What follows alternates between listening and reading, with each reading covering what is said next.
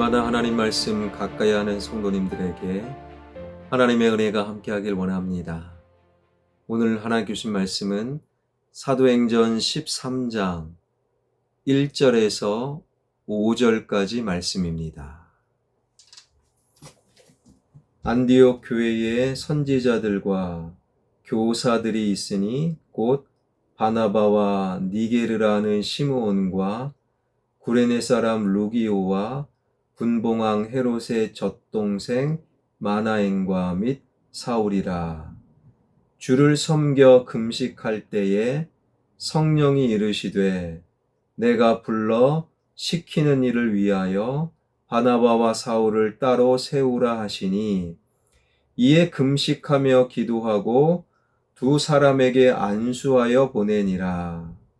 두 사람이 성령의 보내심을 받아 실루기아에 내려가 거기서 배 타고 구브로에 가서 살라미에 이르러 하나님의 말씀을 유대인의 여러 회당에서 전할세 요한을 수행원으로 두었더라.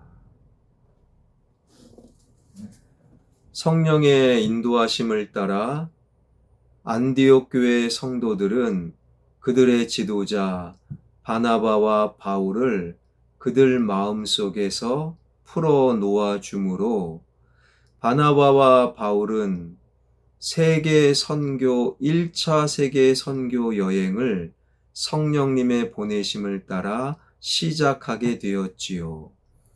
어제 살핀 대로 황제의 항구 실루기아에 내려가 그때는 아무도 바울과 바나바를 주목하지 아니하였지만 전 세계를 뒤흔드는 역사적인 첫걸음을 내디딜 수 있었지요.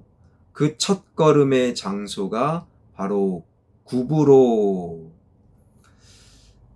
구브로라는 이 장소는요, 바로 1차 세계 선교 여행 당시 우두머리였던 바나바의 고향이었어요. 물론 바나바가 선교 여행의 대장이라고 먼저 내 고향부터 가자 바나바의 생각이 아니라 성령님의 보내심을 따라 구브로로 행한 것이지요. 4절입니다. 두 사람이 성령의 보내심을 받아 실루기아에 내려가 거기서 배 타고 구브로에 가서. 세계 선교 첫 장소가 구브로였습니다. 이것은 성령님의 인도하심. 그런데 그 구브로는 바나바의 고향이었다라는 거예요. 우리는 여기에서 하나님의 일관된 원칙 하나를 발견하게 되는데, 바로 고향부터 시작된다라는 거예요. 부활하신 주님께서 제자들을 땅 끝까지 이르러 주님의 증인이 될 것을 말씀하셨지요. 그러나 부활하자마자 주님은 제자들을 바로 땅 끝까지 보내신 것이 아니라 갈릴리로 먼저 보내셔서 그 갈릴리에서 증인으로 먼저 살아라 말씀하셨지요. 그 갈릴리는 제자들의 고향이었습니다. 그리고 사도 바울 역시 다메섹 도상에서 예수님을 만난 이후에 그 감격과 그 뜨거운 열정으로 곧바로 이방인을 위해 복음을 전하지 아니하였다라는 거예요. 다메섹에서도 쫓겨나고 예루살렘에서도 쫓겨나고, 성령님께서는 곧바로 사도 바울을 이방인의 도구로 사용하지 않고 고향 다소에서 13년간 머물게 하였다라는 거예요. 다소에서 13년간 머문 이후 비로소 바나바를 통하여 안디옥 교회의 목회자가 되었던 것이지요. 바나바 역시 오늘 본문에서 말씀드린 바 세계 선교 1차 세계 선교 첫 도시가 바로 바나바의 고향 구브로였다라는 거예요. 예수님도 마찬가지예요. 예수님의 첫 공생애는 갈릴리에서부터 시작되었는데 예수님이 성탄하신 곳은 베들레헴. 그러나 베들레헴은 당시 헤롯의 명령에 따라 호적하러 마리아와 요셉이 잠시 방문했을 뿐 베들레헴은 엄밀한 의미에서 예수님의 고향이 아니라 예수님의 고향은 갈릴리. 예수님도 그리스도로서 공생애를 갈릴리에서부터 시작하셨다라는 거예요. 이것이 바로 변하지 않는 일관된 하나님의 원칙이었습니다. 그리스도의 사역이든 혹은 그리스도인의 삶이든 그것은 반드시 고향, 다시 말해서 가장 가까운 사람들 앞에서부터 시작되어야 한다라는 거예요. 가장 가까운 사람들이란 나를 속속들이 잘 알고 있는 사람들, 그러니 그 사람들 앞에서 연기하거나 꾸밀 수가 없다라는 거예요. 그 사람들은 나보다 나를 더 잘 알고 있는 사람들, 그 사람들 앞에서 먼저 그리스도인으로 살아가고 그리스도인으로 평가를 받아라. 이것이 구브로를 첫 선교여행의 장소로 삼으신 하나님의 마음이라는 거예요. 기독교 언론에서 많은 이야기들을 듣게 되는데요. 이러한 사건도 보았어요. 남편이 두 아이의 아빠가 한 교회에 꽤 신앙이 좋은 신실한 안수 집사님이시라는 거예요. 그 교회에서 장로님을 세울 때 1순위가 바로 그분, 그 정도로 교회에서 신실한, 그 정도로 교회에서 인정받는 안수 집사님. 그런데 그 아내 집사가 남편의 실체를 폭로한 사건이었어요. 남편이 교회에서 그렇게 신실한 안수 집사의 모습을 보지만 그러나 집에서는 폭력 남편, 폭력 아빠라는 거예요. 일주일에 서너 번은 아내를 때리고 일주일에 한두 번은 자녀들을 때리는 폭력 남편, 폭력 아빠. 그래서 그 여자 집사님은 나의 남편은 연기자입니다 라고 표현을 하더라고요.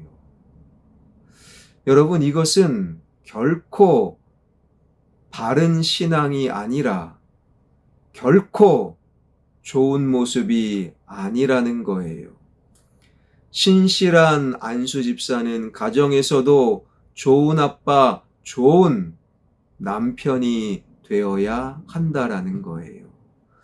그래서 하나님께서는 먼저 나의 고향, 나를 속속들이 아는 사람들 앞에서부터 그리스도인으로 살 것을 요구하고 계신다라는 거예요. 코로나로 끊겼고 이제는 교회 밖 세상에서 길거리에서 전도하는 것이 쉽지 않지요. 언제 다시 바울 전도대가 속게 재개되어야 하는데 예전에 바울 전도대 할 때 저도 몇 번씩 전도하러 따라간 적이 있어요. 전도하러 갔다가 한 빌라 사람을 전도하는데 그분이 이렇게 한마디 하시더라고요. 화평교회 아무개 있지요? 그 사람 때문에 나 절대로 교회 안 나갑니다. 사실 저는 그때 우리 교회에 부임한 지 얼마 안 된 터라 굉장히 상처를 입었던 그 말. 누구누구 있지요? 누구누구 때문에 절대로 교회 안 나옵니다. 여러분, 가장 가까운 사람들 앞에서 그리스도인으로 살아가는 자만이 언제 어디서나 그리스도인으로 살 수 있음을 우리는 기억해야 돼요. 목사는 속일 수 있고 교회의 다른 사람들을 앞에서는 자신을 연기할 수 있지만 어찌 하나님 앞에 연기할 수 있겠습니까? 그렇다면 우리 역시 스스로 자문해 보아야 합니다. 과연 나는 나와 가장 가까운 사람들 앞에서 이웃들 앞에서 가족들 앞에서 그리스도인으로 살아가고 있는가? 나의 아내, 나의 남편, 나의 자녀, 나의 부모님, 나의 이웃들 앞에서 그들이 나를 그리스도인으로 인정하고 있는가? 언젠가 큰아이가 저한테 이런 말을 하더라고요. 아빠는 집에서도 꼭 목사 같아요. 그 말이 얼마나 감사하고 좋던지요. 집에서도 꼭 장로님 같아요. 권사님 같아요. 집에서도 꼭 안수 집사님 같아요. 집에서도 꼭 예수님 믿는 사람 같아요. 여러분, 그러한 평가를 가장 가까운 사람들에게 받을 수 있어야 한다라는 거예요. 예수님도 그랬고, 제자들도 그랬고, 바울도 그랬고, 바나바도 그랬던 것이지요. 이것이 바로 구브로에 간 바나바와 바울, 그 모습을 통해 우리에게 들려주시는 하나님의 원칙이라는 거예요. 사랑하는 성도 여러분, 교회에 다니는 교회 안에서뿐만 아니라 가정에서도, 그리고 나를 속속들이 아는 가까운 사람들 앞에서도 교회에 다니는 사람이 되길, 그리스도인이 되길 주님의 이름으로 축원합니다. 기도하겠습니다. 예수님도 고향과 같은 갈릴리에서 공생애를 시작하셨고, 제자들도 고향 갈릴리로 돌아가 부활의 증인이 되었고, 바울도 고향 다소에서 13년간 머물렀고, 그리고 전 세상을 뒤흔들어 놓던 첫 번째 선교 여행의 지역이 바나바의 고향 구브로였음을 마음속에 새기며 가장 가까운 사람들 앞에서도 그리스도인으로 살아가고 평가받는 나의 신앙이 되게 하여 주옵소서. 교회에서도 꼭 목사님 같아요, 장로님 같아요, 권사님, 집사님 같아요를 넘어서서 집에서도 목사답게, 장로답게, 권사답게, 안수집사답게, 집사답게, 교회를 다니는 그리스도인답게 살아가는 화평의 가족들 되게 하여 주옵소서. 우리 교회 31여 년 전에 이곳에 세워주신 하나님, 교회가 말씀으로 흥왕케 하여 주시고 교회를 출입하는 모든 영혼들이 늘 주님과 동행함으로 형통한 복을 받아 누리게 하여 주시고, 지역과 함께 진행되는 예배당 건축 주님 손에 맡겨드리오니 가장 좋은 길로 인도하여 주옵소서. 이번 주 토요일 주일 진행되는 아동부, 유아부, 여름 성경학교 위에 하나님의 도우심이 함께하여 주실 줄 믿사옵고 예수 그리스도의 이름으로 기도하옵나이다. 아멘.